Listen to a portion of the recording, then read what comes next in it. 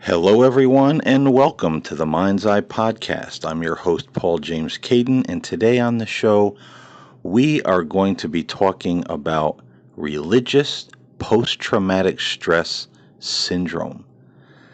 Now, a lot of people out there probably never heard of this. They've heard maybe folks in the military or abusive relationships, different things in life that cause them to have post traumatic stress syndrome afterwards. But a lot of people don't know that religious post traumatic stress syndrome is actually a real thing and it can be very devastating in a person's life. And I want everybody listening to this show to know that I've been talking about these things lately with the evangelical movement, the Trumpism, the QAnon, everything that's really been going on religious wise here in the United States, but it really is across the world. This is a widespread phenomenon. And this is a perfect setup for a lot of people to not only lose their faith that we talked about in previous shows, but also to leave them with post traumatic stress syndrome. It is the perfect storm that is brewing across many lands right now. So I'm not here picking on people, I'm not here putting people down.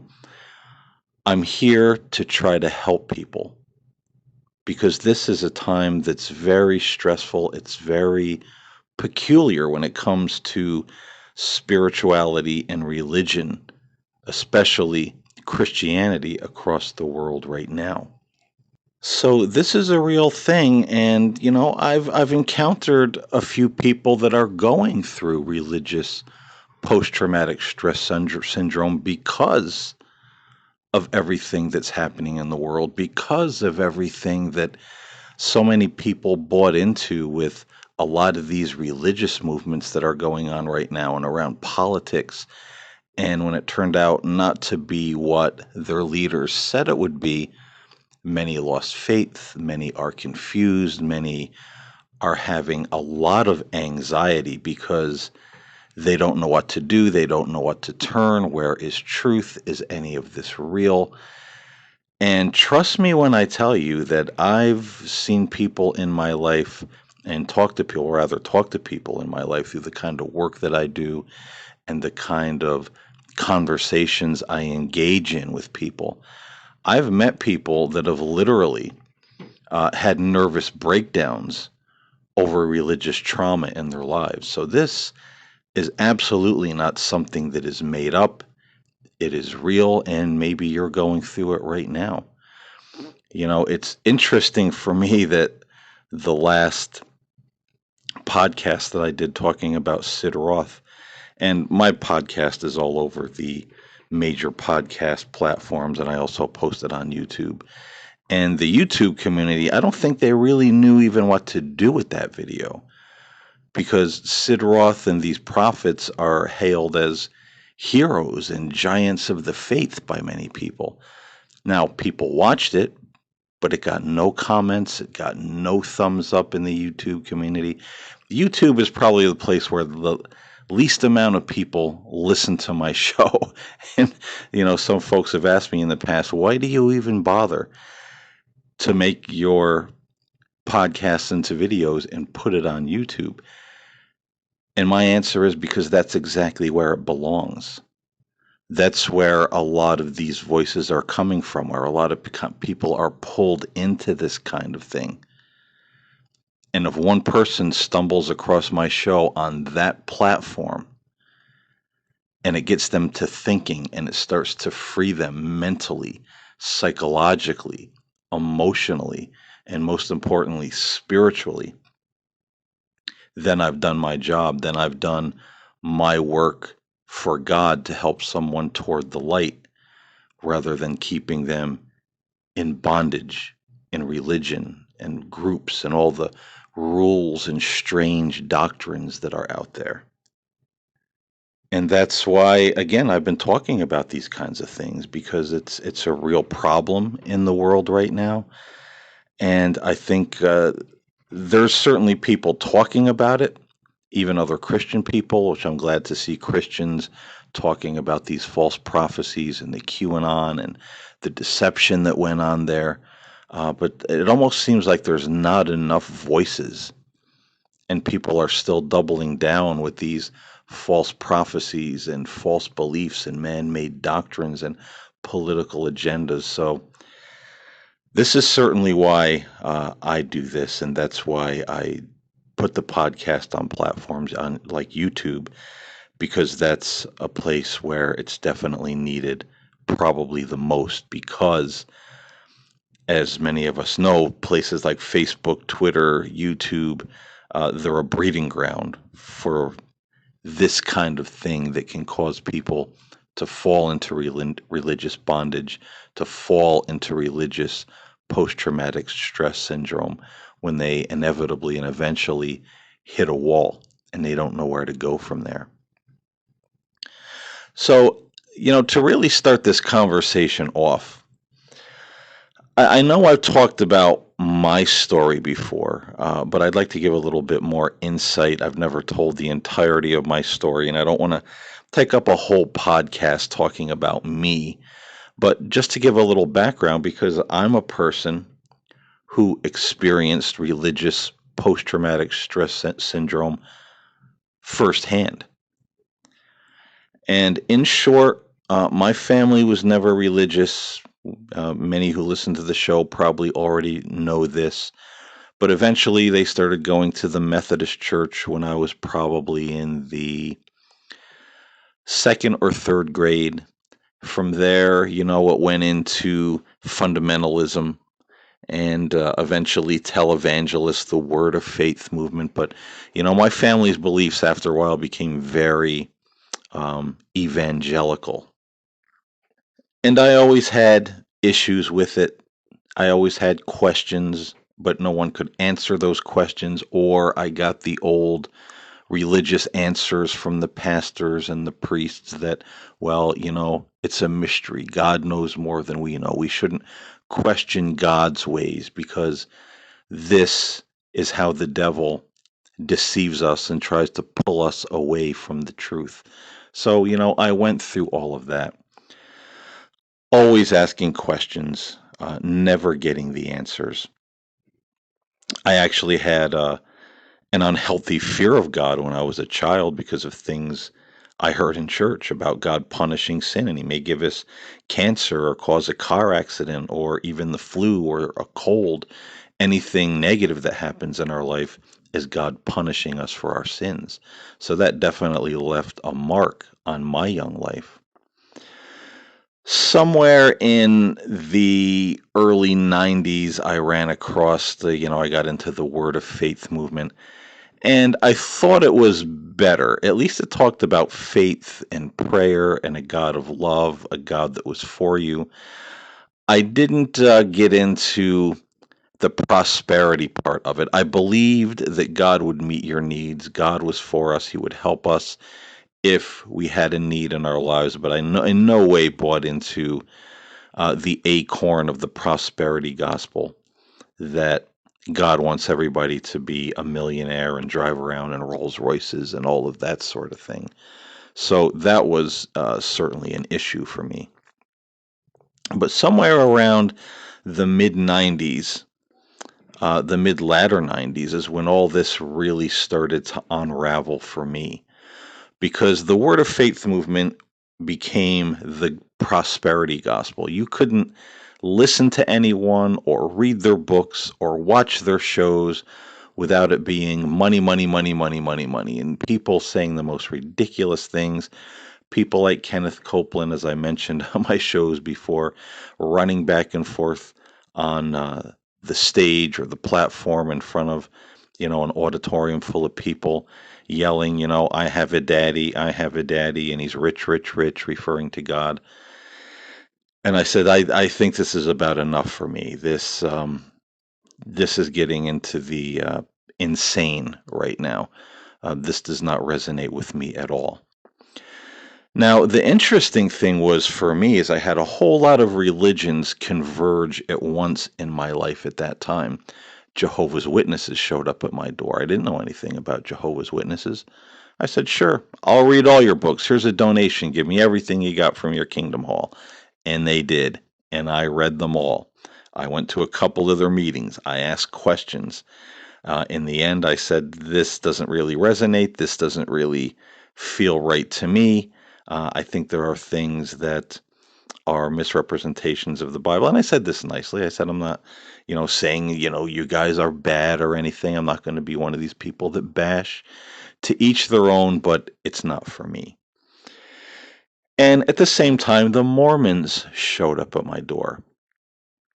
And at the same time, a friend of mine that I knew since I was 13 years old became a Catholic. But he wasn't he wasn't a real Catholic. He belonged to this fringe group that still did the Latin Mass. They didn't follow the Pope. The Pope was in error since Vatican II. They were waiting for the restoration of the Catholic Church and the Latin Mass and all of that. But he had some real hellfire and brimstone kind of stuff, and it all just started converging, all these people saying, no, we have the truth. No, they're wrong. No, they're, blasphemous. They're heretics. And then I was going to the Christian bookstores. There were 3 of them in my area at the time. I used to buy music, a lot of Christian rock and metal that I was into. And I told the story before that one was Baptist, one was non-denominational Word of Faith. And I really don't know what the other one was. They were somewhere in between. But I would go to the Christian bookstores and they would say, you don't go to those other 2 bookstores, do you? They're this, they believe that, they're heretical. And they would sit around and talk about one another's doctrines and beliefs and what was wrong and what was satanic. And the one Bible bookstore that I went to was called the Promise Bible Bookstore in Middletown, New York. Now, the guy that owned it was nice. I really liked him.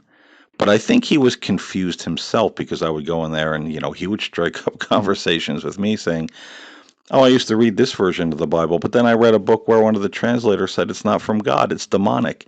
I used to believe in this, but then I read a book where this guy said, not to believe in that sort of thing anymore because it's demonic. And I remember telling him, I said, man, don't you ever get tired of the tug of war with these people? Oh, no, I like to hear both sides of the story. But these people were all over the map, and eventually everything just kind of collapsed for me. I pulled away from Christianity. I was out, when I saw all these voices that were just against one another, hodgepodge of people. We have the truth. No, we have the truth. And there was all this craziness. I pulled out. I walked away. And I've told the story before. I had a lot of stress, a lot of anxiety. It was very difficult to get through. I mean, I literally was like a soldier that, was, at war and then came home.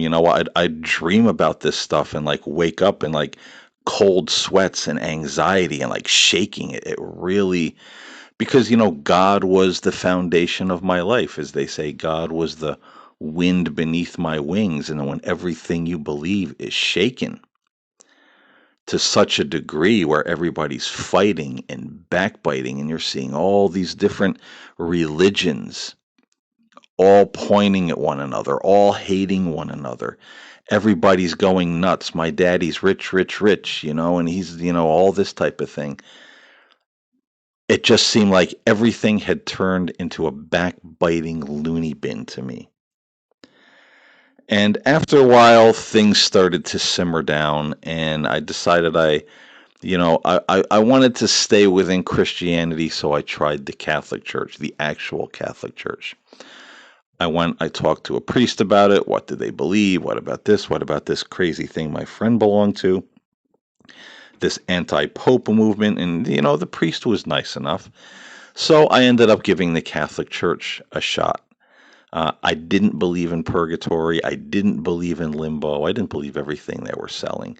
So there were issues there too, but I liked the sacredness of the Catholic Church. I liked, as they say, the bells and the smells and the rituals. But eventually, it started getting a little weird, and the priest started really pushing this purgatory, limbo, angry God. And I don't know what happened with this priest. It was really nice when I first started going there. But anytime I would speak to this guy, he had such like a vitriol toward me. He was like giving me dirty looks, and he'd like snap at me. And there was one day, um, it was actually the Holy Thursday Mass. And after, if you don't know what Holy Thursday is, what they do is they have a Mass, and then they move the Eucharist to a prepared room where you sit and you have Eucharistic adoration, representing Christ in the tomb before he rises on Easter Sunday. And we went out of the side door of the church. We're going toward the building where everything is set up for Holy Thursday, and it was snowing outside. And you're supposed to walk, quietly to uh, the Eucharistic adoration and not really talk, but everybody was talking. And there was this guy walking next to the priest having like a full blown conversation while they're walking to it was the Sunday school building. And I happened to turn and I said, "Man, with the snow after doing the Holy Thursday, I'll have to go back and do Christmas Eve. It's getting white out here." And the priest looked at me, and he just this mean look like I wasn't supposed to speak. And he was like, "Come on." And I just felt I was ready to go off. It was a time, it was not a good moment to be acting that way toward me. And I just had to like force myself just to walk, get in my car, go home, because I was about to, what the F is your problem? which that would have been really nice on a Holy Thursday. But hence, it was very difficult. I said, I'm done with all of this. And the religious post traumatic stress syndrome, for years, I couldn't read the Bible. I couldn't even have a little statue of Jesus in my house. I'd put it on the shelf. I'm going to put Jesus out. Jesus is cool. He'd be there for 2 hours. I got to put him away. I can't stand to look at it. It's giving me anxiety. It's starting to like freak me out in my mind to have, anything Christian around me. And this went on for a while, and I explored a lot of different spiritual and religious paths within that time. And I kind of felt this heart for Christianity, but I could never quite get back to it. As I said, I'd set up in my office. I always have little statues of angels, and it's a very spiritual atmosphere where I'm sitting and doing this podcast. But there was once upon a time, if I had any little figurine of Jesus or a cross on the wall, sometimes it might be there for an hour, sometimes it might be there for a day. And just looking at it, it would start literally like freaking me out. I'd have an anxiety attack every time I looked at it. And I'd have to say, okay, Jesus has got to go back in the closet. I can't handle it. I can't stand looking at it. It's like you're bringing me all of these flashbacks of like horrendous, um, just religious craziness that literally pulled the rug out from under me, uh, spiritual wise.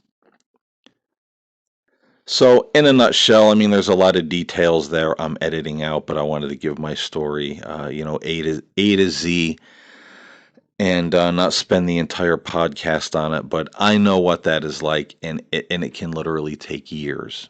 And I met people when I was at the tail end of getting over it, and when I was over it, who've been going through it for years. I know people that if I looked them up right now, they'd still be going through it. They were seeking counseling. They were on medication. Some of them had nervous breakdowns. I know one particular woman who actually checked herself into a mental health facility, which is something that's not uncommon with religious post-traumatic stress syndrome. So it's not a pleasant thing. And anybody I talked to, they said it was hell to get through it. And it wasn't an overnight success. It wasn't something after a few weeks or a couple months you're like, hey, I'm cool, I'm over it. No, it takes years. It literally takes years. And I did it by myself. There were times I didn't think I would be able to. But by the grace of God, I did. I got through it. I feel that I was led and shown truth and getting back to the truth within myself. And that really saved my bacon, as they used to say in the end. And I certainly took a little bit more time telling my story than I wanted to. But I wanted to say it all to, let people know I've been there and I've done that. And I know how difficult it is when someone is all wrapped up in, say, an individual like Sid Roth and his show and these prophets that he promotes. And they're wrong. Their prophecy failed. And then there's people like me and others saying, hey, you need to get away from that. These people are false prophets. In your heart, and I know there's people out there that know in their heart they need to get away from all that because they've been sold a lie. They've been sold a bill of goods that is not true, but they're afraid. Because now, what exactly is religious post traumatic stress syndrome? Well, first of all, you question what you're hearing, but you're deathly afraid to reject it because you've been told for so many years or all of your life that this is the truth. And if you reject the truth, God will reject you and you will spend eternity in hell. So there's a fear there. There's a fear that says, I can't walk away from this. Yeah, maybe these individuals are flawed. Sure. Maybe they gave some false prophecies. They're not perfect. Sure. But this is the truth. I have to stick with it. And then there's also the addictive aspect of it. All of your friends, your family, you're so used to that adrenaline rush of the end is coming, Jesus is coming, Donald Trump is coming with the storm, there's always something looming over the horizon that's going to change the world forever and lead us into the millennium. And it can be addicting. You don't want to lose your friends or your family. What will they think if I reject this? But there's also a certain addictive quality to those kind of apocalyptic messages that evangelicals have preached for so many years. And then there's always the question people ask themselves. The third and big problem. If I walk away from this, where will I go? Where will I find truth? And they ask themselves that question partly because they could go to a church where the message is really watered down, and there's a lot of them out there that just don't really have any spiritual nourishment or insight or life in them whatsoever. We could go to a church that's more radicalized, but that might be a little bit scary. But we're also told, in these circles of evangelicalism, that everybody else is an error. They say they're Christians, but they're not. They say they worship God, but they're believing doctrines of demons. So everybody else and everything else is tainted. They're all being lied to by the devil. Their doctrines are of the devil. They're in error. They don't have the right Jesus, the right version of Jesus. So people get confused. People get scared. People get anxious. Where would I go? Where am I going to find truth? The devil is everywhere. There's, all these problems with all these other religions, even Christian denominations. So where would I go? And then there is that certain percentage of people that even though it's confusing and hard and they don't know what's going to happen, they don't know where they're going to go, they pull away. And that's when the real fun starts because you feel that you are going to hell. God hates you. You've made a colossal mistake. The devil has finally succeeded in deceiving you. You are now a Judas Iscariot who betrayed Jesus because you betrayed the truth. And then comes the anxiety and the night sweats and the night shakes and the nights when you wake up in a cold sweat with your entire body feeling like 1,000 needles is going into it, and you're riddled with this panic, and you try to stand up to run somewhere, but you find that your legs won't support you. You spend your days feeling like you're going insane and that you just sometimes actually want to scream at the top of your lungs like a crazy person because you don't know what else to do. And sometimes when you're alone, you actually do give the primal scream.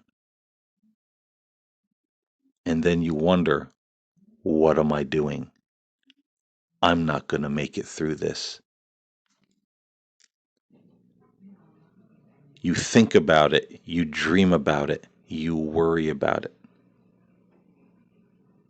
And it becomes a hell on earth. Yes, ladies and gentlemen, these are the symptoms of religious post-traumatic stress syndrome, and it is not fun.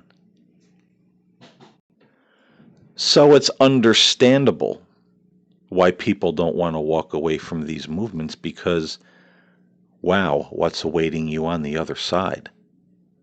All of that. No, thank you. And we're seeing that now. We're seeing people that pulled away from evangelicalism. We're seeing people that pulled away from the QAnon nonsense. We've seen people that have pulled away from the Trumpism. And many of them are saying, I'm lost. I feel relief, but yet I feel lost. I feel alone. I feel afraid. I feel anxious. I feel scared. And every day is a challenge. And some people can't get through the day without seeking professional help, being on medication, or they literally have a nervous or emotional breakdown because the pressure and the stress gets that terrible. And some people come out of the other end of this not believing in God at all. Some people come out of the other end of this like an ex-drug addict. I've gotten all the poison out of my system, but there's something in there that tells me I need religion in my life. Yes, I believe in God, but where do I find God? And they'll go seeking the next group, the next movement, the next thing to get involved with. Oh, I thought I had the truth before, but now this is the truth. And here we go on that roller coaster again. But see, it's like a drug addict that relapses. Every time you relapse, it's harder to get clean. And now many of you know why so many times in my shows from the beginning, when I started the spirit side till now, when I talk about these things, I always say you don't need a leader. You don't need to seek a leader. You don't need to seek another church, another movement, another group. Because in doing that, you're just returning to those old, injurious landscapes, and it makes it even harder to break away the next time. It doesn't matter how much poison you drink or how many different kinds of poison you drink, it's still poison. And that poison is all over the internet. That poison is in many different churches. It is a really deadly concoction right now in a lot of the evangelical movements. So we have to be really careful, ladies and gentlemen, because this religious post-traumatic stress syndrome is a real thing. It's a horrible thing. It's one of the hardest things in your life that you will ever go through if you take that step to say, I'm going to be courageous enough to break away from this group, from this movement, from this person, from this prophet, from this person who tells me every day or every week that they hear from God, Jesus, the Father, and all the special little information they have for you, that you make it through these hard and treacherous times that are coming, and that they don't steal your crown and you make it to heaven with Christ within you. It's incredibly hard to break away from that kind of thing. Many can't, and many won't. And some will, but it will be a descent into your personal hell. It really will. But what are some of the things that make that personal hell easier? How can we get through this? Well, that is something we're going to talk about in the next episode. This is an important topic. I think it's incredibly important for the time and the day in which we live. I think it's important for somebody that's been through it and talk to other people who have been through it. What helped them? What got them through? What made it easier? What were some of the things that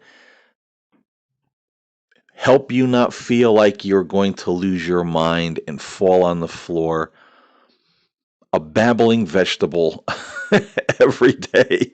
And I chuckle at that because I know that feeling well. I know that feeling well.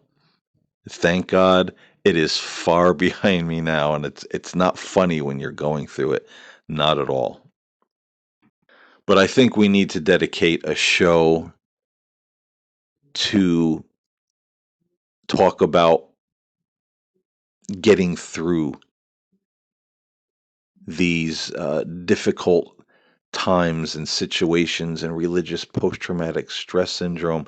Maybe there's people out there that want to break away, but they don't know how because they feel all that fear. They feel all that confusion. They feel that they're going to be slapping Jesus in the face if they walk away from this, quote, truth.